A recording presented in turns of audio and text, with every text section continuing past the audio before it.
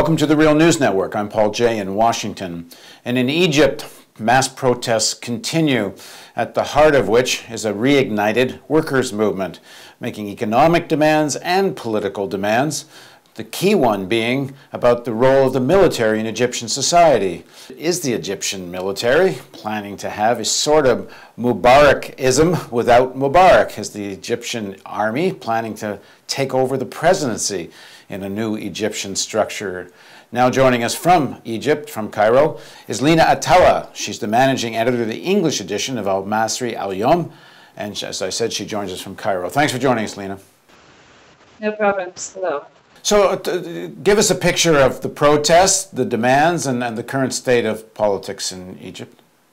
Currently, there is a peak in labor unrest in Egypt throughout the nation, and it's marked by a series of labor protests across sectors. And it doesn't only include labor, but it also includes professionals. So we have the first nationwide teachers' strikes, demanding better working conditions, and we're demanding sectorial reforms. We have medics' nationwide strikes, and we also have the more traditional labor strikes. And what marks those strikes currently is the fact that they are coordinated nationwide.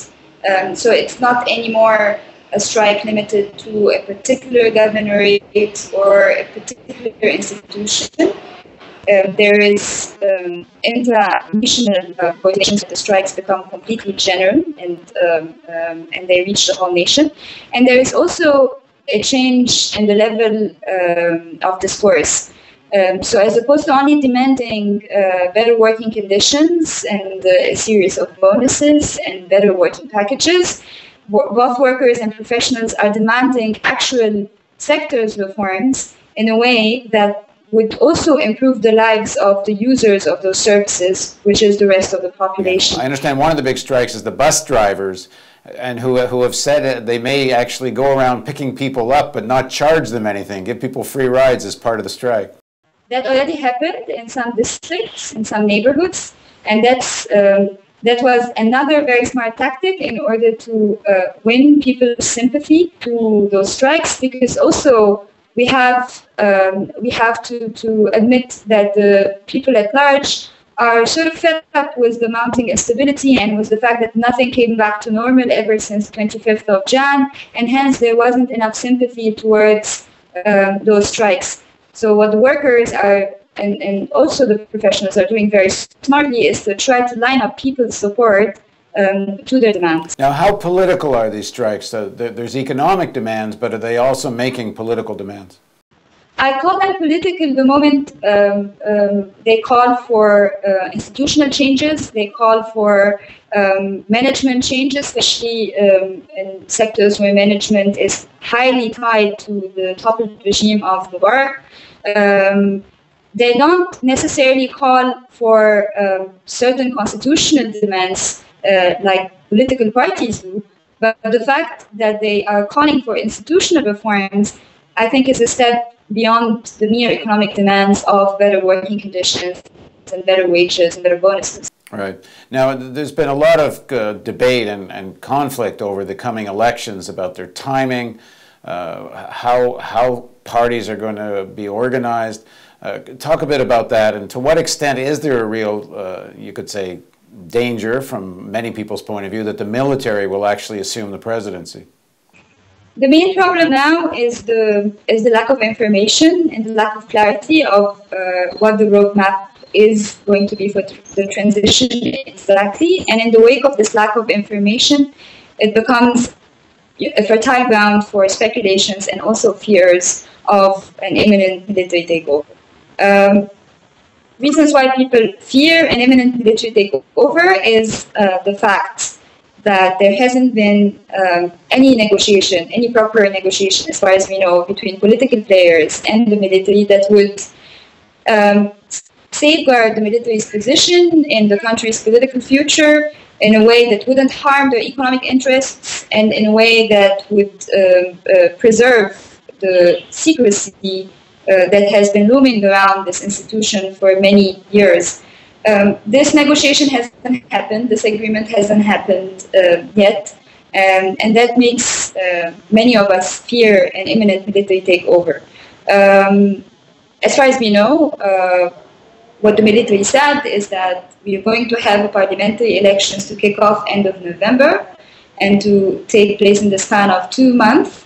And following that, there will be a process of writing a constitution and a referendum for the people to agree or disagree with that constitution. But anyways, there wouldn't be any presidential elections anytime in 2012.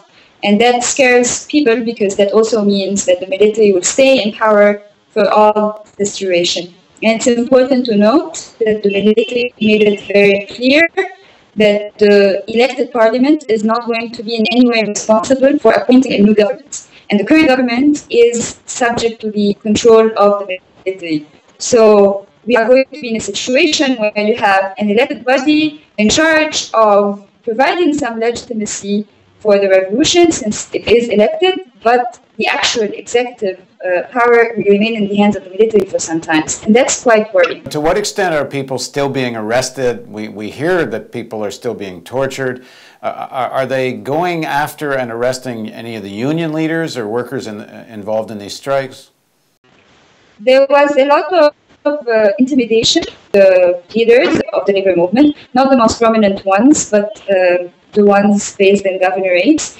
There is a case of labor, of workers facing trials based on the law that was passed by the military that bans all sorts of protests and strikes. More generally, military trials have been continuing. We have an exceptional number of people facing military trials ever since the 11th of February. They amount now for 12,000 people, which is a huge number. And this is, again, a strong reason for us to be quite worried about the continuation of military rule. Not to mention, of course, the intimidation that is also happening to people working in media. So we have increasingly bloggers and journalists being summoned for interrogations on the basis that they criticize the military. We have newspapers being confiscated and television licenses being confiscated as well, such as what happened with Al Jazeera Live. So those are all signs that do not make us feel quite comfortable about the current situation. Has there been any direct pressure on your paper? My paper is not facing any direct pressure because it's in English and it's considered not to be influential enough. But the Arabic version of it is subject to some pressure with regards to what they publish about the military. There has been a letter addressed to our institution and to other media institutions in Egypt from the military asking us to be careful with anything we publish about the military and to consult with the PR office of the Supreme Military Council before we decide to publish anything about the military, which is a very complicated thing because at this point we are publishing things about the military on a daily basis because they are ruling the country. Thanks very much for joining us, Lina. No problem. And thank you for joining us on the Real News Network.